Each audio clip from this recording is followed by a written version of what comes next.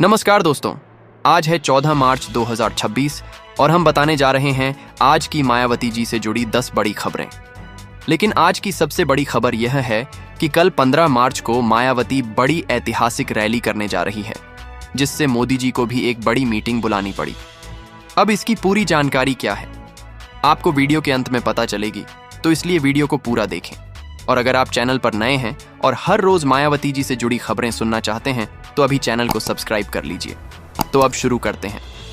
पहली बड़ी खबर, बहुजन समाज पार्टी की राष्ट्रीय अध्यक्ष मायावती ने 14 मार्च के आसपास संगठन को मजबूत करने को लेकर बड़ा संदेश दिया है। उन्होंने पार्टी पदाधिकारियों को निर्देश दिया कि बूथ स्तर तक संगठन को सक्रिय किया जाए और 2027 के उत्तर प्रदेश विधानसभा चुनाव की तैयारी अभी से शुरू कर दी जाए। मायावती ने कहा कि बीएसपी का मुख्य फोकस दलित, पिछड़े और अल्पसंख्यक समाज को फिर से मजबूत राजनीतिक ताकत बनाना है। दूसरी बड़ी खबर, हाल ही में मायावती ने केंद्र सरकार की कुछ नीतियों पर भी प्रतिक्रिया दी है। उन्होंने कहा कि महंगाई और रोजगार जैसे मुद्दों पर सरकार को और गंभीरता से काम करना चाहिए। उन्होंने यह भी कहा कि आम जनता को राहत देने के लिए सरकार को ठोस कदम उठाने चाहिए, क्योंकि महंगाई का असर सबसे ज्यादा गरीब और मध्यम वर्ग पर पड़ रहा है।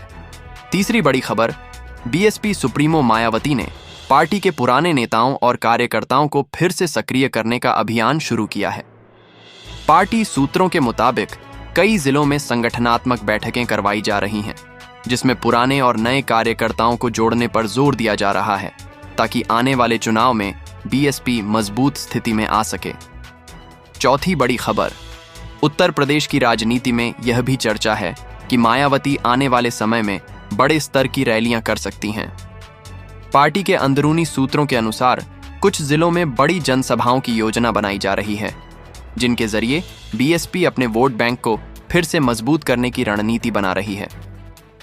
पांचवीं बड़ी खबर, राजनीतिक विश्लेषकों का मानना है कि मायावती की रणनीति अब धीरे धीरे साफ दिखाई दे रही है। वे फिलहाल ज्यादा सार्वजनिक बयान देने के बजाय संगठन को मजबूत करने पर ध्यान दे रही हैं। इससे यह संकेत मिल रहा है कि बीएसपी 2027 के चुनाव को लेकर लंबी रणनीति बना रही है और धीरे धीरे राजनीतिक मैदान में अपनी सक्रियता बढ़ा सकती है। छठी बड़ी खबर, बहुजन समाज पार्टी की प्रमुख मायावती ने अपने हालिया संदेश में यह भी कहा कि पार्टी कार्यकर्ता सोशल मीडिया पर ज्यादा सक्रिय रहें। उनका मानना है कि आज के समय में राजनीतिक संदेश जनता तक पहुंचाने के लिए सोशल मीडिया बहुत बड़ा माध्यम बन चुका है। इसलिए बीएसपी अब डिजिटल माध्यमों के जरिए भी अपनी विचारधारा को ज्यादा लोगों तक पहुंचाने की तैयारी कर रही है। सातवीं बड़ी खबर, उत्तर प्रदेश की राजनीति में यह चर्चा भी तेज है कि मायावती संगठन में कुछ बड़े बदलाव कर सकती हैं। पार्टी के अंदरूनी सूत्रों के अनुसार कई जिलों में नए जिलाध्यक्ष और सेक्टर स्तर के पदाधिकारियों की नियुक्ति पर विचार किया जा रहा है। माना जा रहा है कि ये बदलाव 2027 के विधानसभा चुनाव को ध्यान में रखकर किए जा सकते हैं। आठवीं बड़ी खबर, मायावती ने अपने समर्थकों को यह भी संदेश दिया है कि बहुजन आंदोलन को मजबूत करने के लिए एकजुटता जरूरी है। उन्होंने कहा कि बीएसपी का मूल उद्देश्य समाज के कमजोर वर्गों को राजनीतिक ताकत देना है और इसके लिए पार्टी को जमीनी स्तर पर और ज्यादा मेहनत करनी होगी। नौवीं बड़ी खबर, राजनीतिक गलियारों में यह भी चर्चा है कि मायावती आने वाले महीनों में कई महत्वपूर्ण जिलों का दौरा कर सकती हैं। पार्टी के नेताओं का कहना है कि इन दौरों के जरिए वे कार्यकर्ताओं में नई ऊर्जा भरना चाहती हैं और जनता के बीच बीएसपी की मौजूदगी को फिर से मजबूत करना चाहती हैं। 10वीं आखिरी और सबसे अहम खबर, बहुजन समाज पार्टी का इतिहास रहा है कि जब भी पार्टी बड़े स्तर पर रैली करती है तो उसका सीधा असर उत्तर प्रदेश की राजनीति पर दिखाई देता है।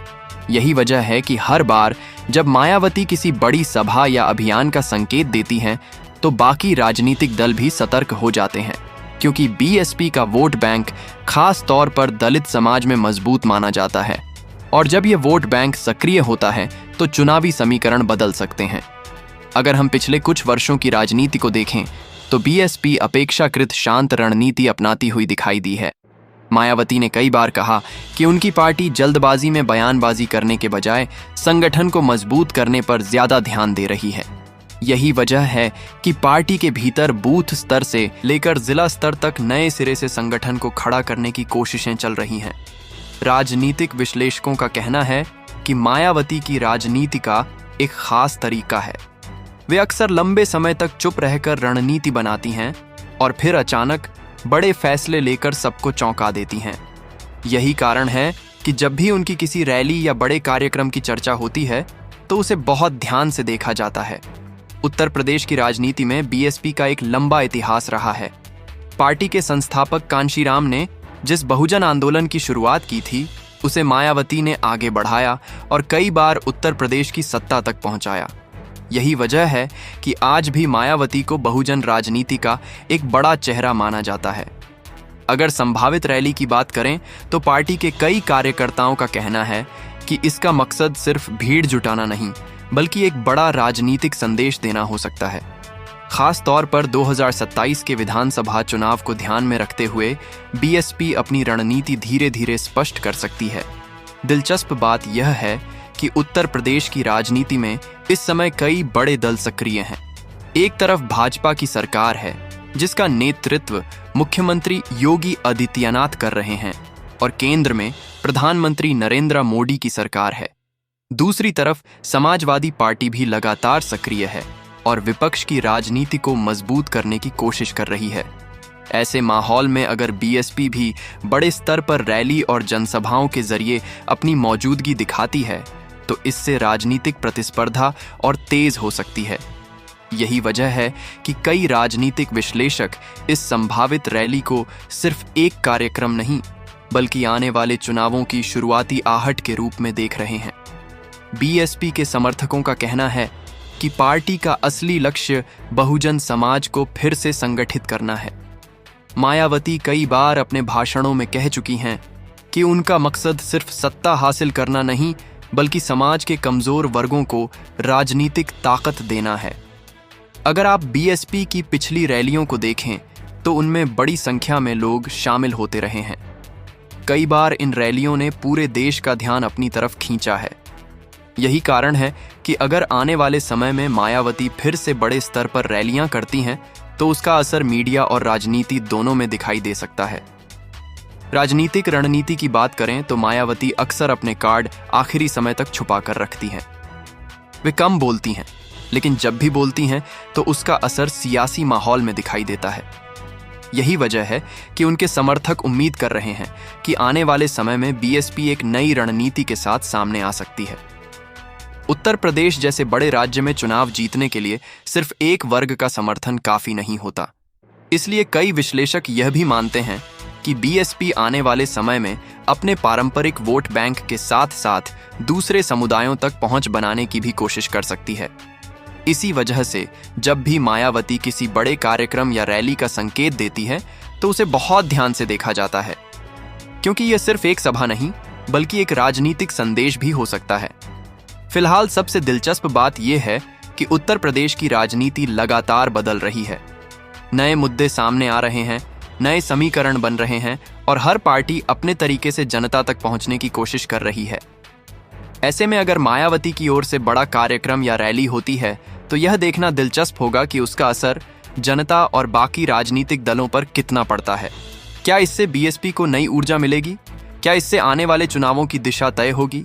ये सारे सवाल अभी खुले हैं और आने वाला समय ही बताएगा कि उत्तर प्रदेश की राजनीति किस दिशा में आगे बढ़ती है। लेकिन इतना तय है कि जब भी बहुजन समाज पार्टी और मायावती सक्रिय होती हैं तो सियासत में हलचल जरूर बढ़ जाती है। और दोस्तों, अगर आप चाहते हैं कि ऐसी बड़ी राजनीतिक खबरों का सबसे तेज और सटीक विश्लेषण आपको मिलता रहे तो वीडियो को लाइक ज़रूर करें, चैनल को सब्सक्राइब करें और कमेंट में ज़रूर बताइए कि क्या आपको लगता है कि आने वाले समय में बीएसपी फिर से बड़ी ताकत बन सकती है। क्योंकि उत्तर प्रदेश की राजनीति में एक बात हमेशा सच रही है, यहाँ कब कौन सा राजनीतिक मोड़ आ जाए कोई नहीं जानता।